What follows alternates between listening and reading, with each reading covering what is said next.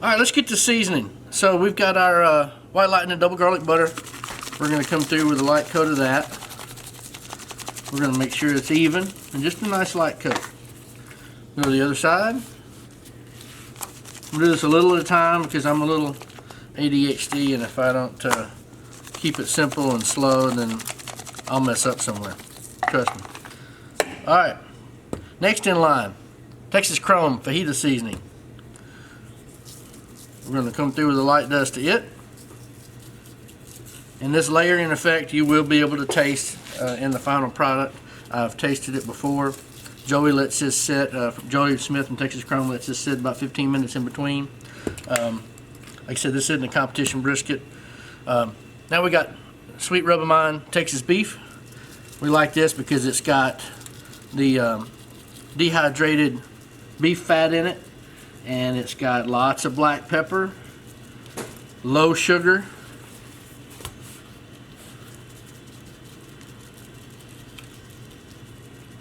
we're going to make sure we get a good even coverage of this. This is our main flavor base, really. This has got a lot, packs a lot of flavor.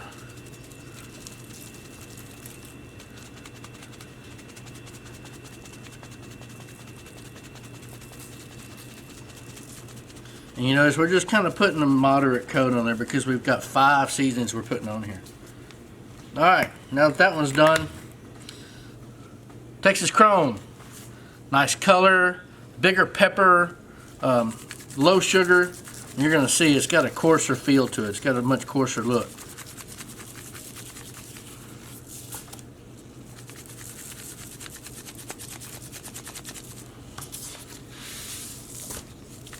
I'm doing my best to flip this thing and keep as much seasoning on there as possible. Probably should pat it a little bit in between to make sure that more of it sticks. That's our Texas Chrome. And then we're going to, for a little bit of color, we're going to come through with a little LeBlanc's barbecue rub. Again, low sugar. We're going hot and fast. This has a little red tint to it, so we're looking for some of that color out of this. We're just going to put a little of this on here for color.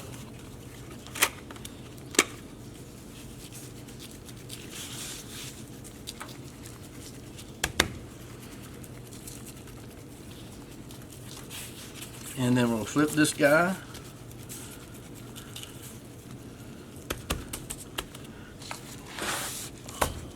And then we're going to put some color on this side.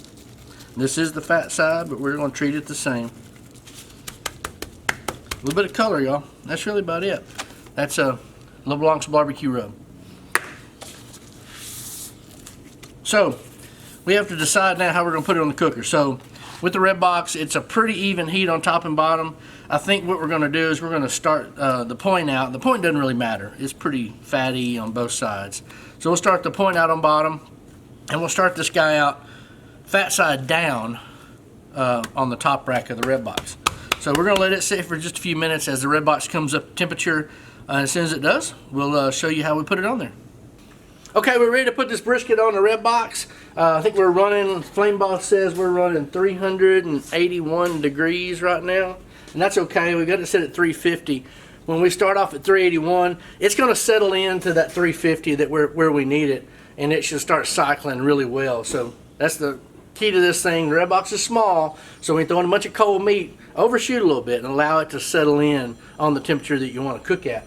So I'm going to open this dude up, and we're going to take our point, go to the bottom, got a little sizzle in it, and then we're going to take our awesome flat, and we're going to make sure we get that dude centered just right. And it's touching the back a little bit, and it'll shrink up. No big deal.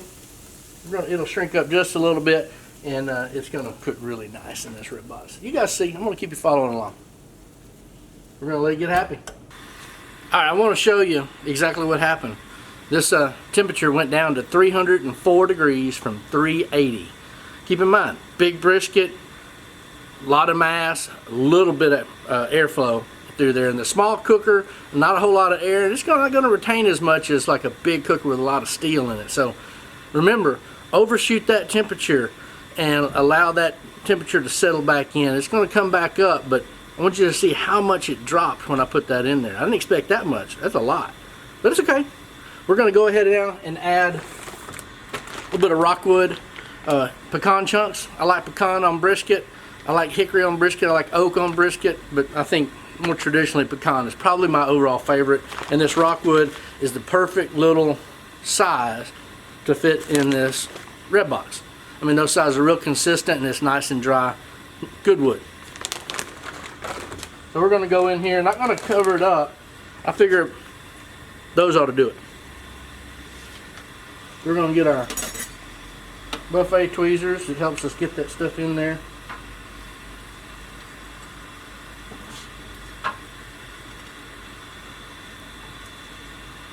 You can get one right there on it, the hot stuff. There we go. That's going to give us a good smoke. If we need more, when we flip it, we'll put it on there. But I did some ribs the other day. You'll notice they came out pretty dark. I didn't wrap them. But I put a little bit too much wood. I put about 6 pieces of wood unwrapped. And we're going to even wrap this. So watch your wood. And if you're not wrapping, your color is really going to get dark if you put too much wood on it. But we're going to wrap this. We may take the brisket a little darker and add a little bit more wood later on. Alright, it's been about 20 minutes. I'm sorry. It's been about 40 minutes since we put this on. Let's see what it's doing. It's hovering right around that 350 mark. It came back. Ooh, we got some juice rolling. Move that off there. I want to get it everywhere. Let me pull me something out of the kitchen.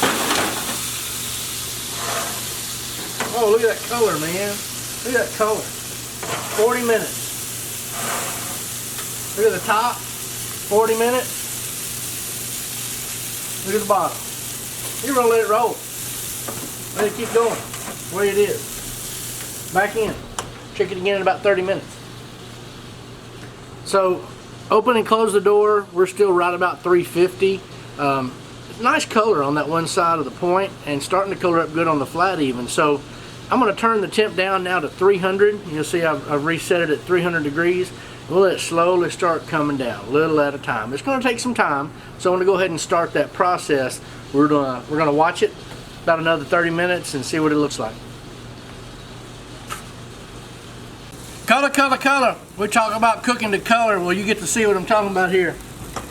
What we got is our point and our flat out. Got a good color on it. I think we're right at an hour and 20 minutes, roughly, on our cook. And it's settled down in that 320 degree range or so. Here is our point.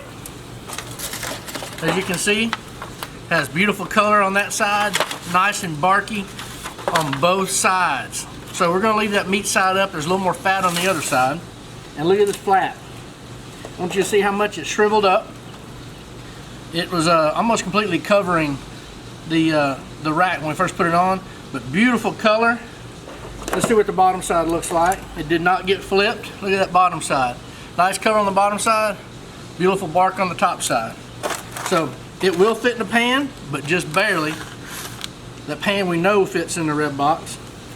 So we're going to take these off so we can use our hands a little better. We've taken, in our beaker here, we've taken 2 cups of water and 1 cube of beef bouillon, Knorr beef bouillon, and then we took a 1/4 cup of our Meat Revival beef marinade injection, and we heated it up, and we're going to pour some of this into the pan, and we're going to pour some of this into this pan, and we're just wanting to kind of wet the bottom of the pan real good. I'm going to put a little more on this side.